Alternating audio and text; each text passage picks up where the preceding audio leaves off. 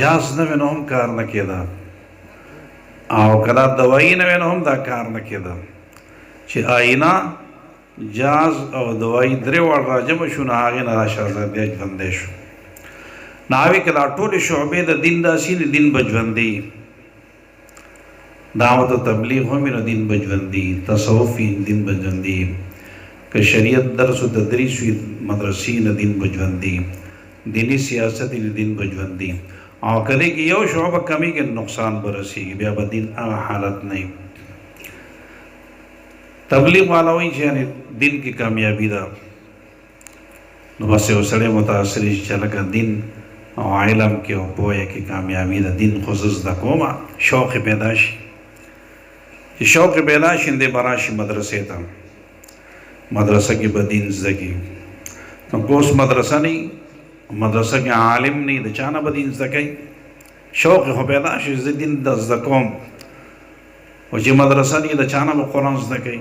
دین به د چا نه زده کوي نو دعوت سړی راغی دلته اوس مدرسه کې چې کوم دی وایي دین زده کړه چې دین یې زده کړه علم یې زده کړه نو به هغې باندې بیا عمل کول غواړي نو بیا به چې کوم دی اولیاء الله دایي چې کوم دی په صحبتونو کې کینی بزرگانو په صحبتونو کې به کینی ذکر اذکار به کوي د الله الله ضربونه به چې کوم دی دا کوي زړه به چې کوم دی هغه نفس و شیطان دا به چې کوم دی د هغې سر به ماتوي او دارنګې چې کوم دی کوچلاوي به بیا به دین باندې عمل کول ته دی تیاري نو تصوف والا بیا ضروري شي چې عمل په هغې باندې کوي یو سړی وایي چې دین کې کامیابي ته راغی مدرسې ته مدرسه کې او د استاد سبق وښوده بیا ورته بزرګانو اولیاء الله د عمل طریقه وښودله اوس حکومت وایي یا څوک راپاسي مثال په طاقتور خلک چې لکه دا مدرسه روانه وو د تصوف دا خانقاه روانه وو اوس به څه کې مدرسه کې خو به علم حاصلېده خو هغې وایي چې نه مدرسه راته نه پرېږدو ډېر جوماتونه یې وران کړ که وران نه کړ بلې دا کې سند کې روان کړه عالمان ورپسې راپاڅېده او عالمان ورته دا وایي که چېرې تاسو دا جوماتونه وران کړم نو زموږ په لاشونو باندې به تاسو تېرېږئ او زموږ د جنازو نه پس به دا جومات روانوئ که یې داسې نشئ روانولی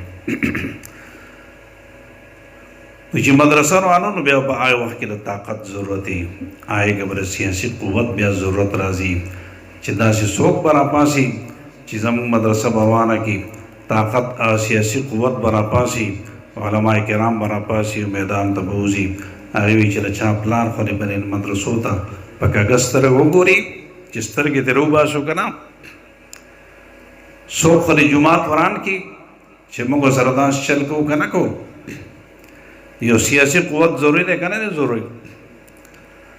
نو علماو لپاره یو سیاسي قوت دې لپاره چې د جومات بچاو وکړي او دې لپاره چې د مدرسې حفاظت وکړي دې لپاره چې د ختم نبوت حفاظت وکړي دې لپاره چې د ناموس رسالت دفاع وکړي دې لپاره چې ناموس صحابه دفاع وکړي زموږ دین خو به دې باندې برابر شي او که نه وایي چې زه به جوماتونه هم روانوي روانوي دی خیر دی او که مدرسې هم روانوي روانوي خیر دی او که مولیان هم شهیدان کوي نو خیر دی نو که داسې ورسره منې خو بس بیا ټیک در بیا به نه سیاست کوي دا مولیانو نه به څه کوي او نه میدان ته روځي او که نه په مسلمانۍ هغه دغه په موږ کې موجود دي نو خامخا به د هغې لپاره دفاع کوو خامخا د هغې لپاره به یو قوت چې کوم دی پکار وي ضروري نه چې که نه حکومت کې دی راشي یا په اقتدار کې را نه شي په اقتدار کې خود به خود راځي خو لیکن چې دا حالات کله برابر شي او بیروني قوتونه او د ملک دننه قوتونه هغې دپاره رکاوټ نه شي نو بیا اقتدار کې هم راتلی شي خو که دغه قوتونه رکاوټ هم شي بیا هم یو سیاسي قوت چې کوم دی څوک نشي دباولی دلته د ختم نبوت د فلاحي د ختمولو دپاره څومره لوی کوششونه وکړه سیاسي قوت موجود دی نه چا پلار هم نشي ختمولی د مدرسو د ختمولو څومره طاقت استعمال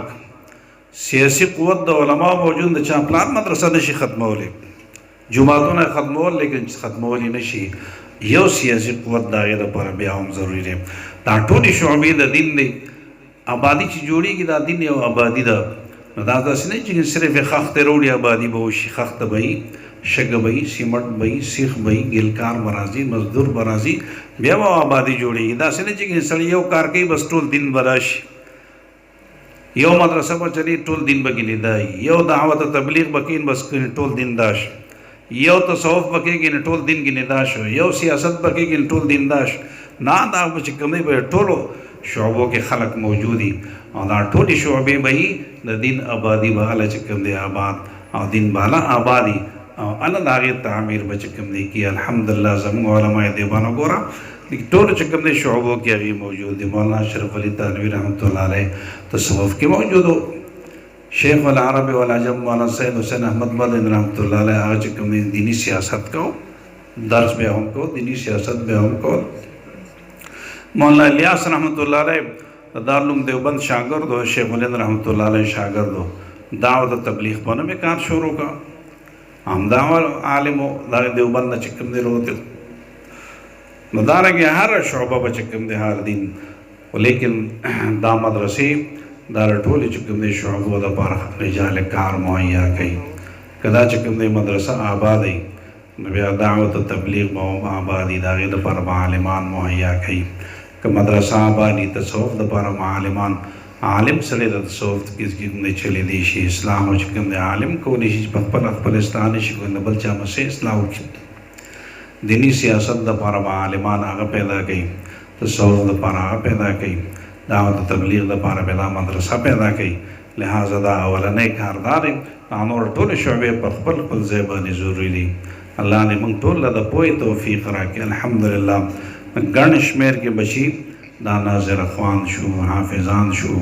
د دې علماو ډېر محنت دی. الله دې دا محنت قبول کړي او ستاسو مسلمانانو د هغې سره دا تعاون دی. نو څومره ثوابونه چې د دې استادانو د تعلیم تعلم والا خلکو کې هغومره ثوابونه کې د عوام مسلمانانو هم شریک دي. څنګه دا د دې دپاره صدقه جاریه ده، ستاسو دپاره به هم صدقه جاریه وي. الله دې دلته دا مدرسه آباد او ښاده ولري او الله پاک دې تاسو ټول نه چې کوم دی رضا شي.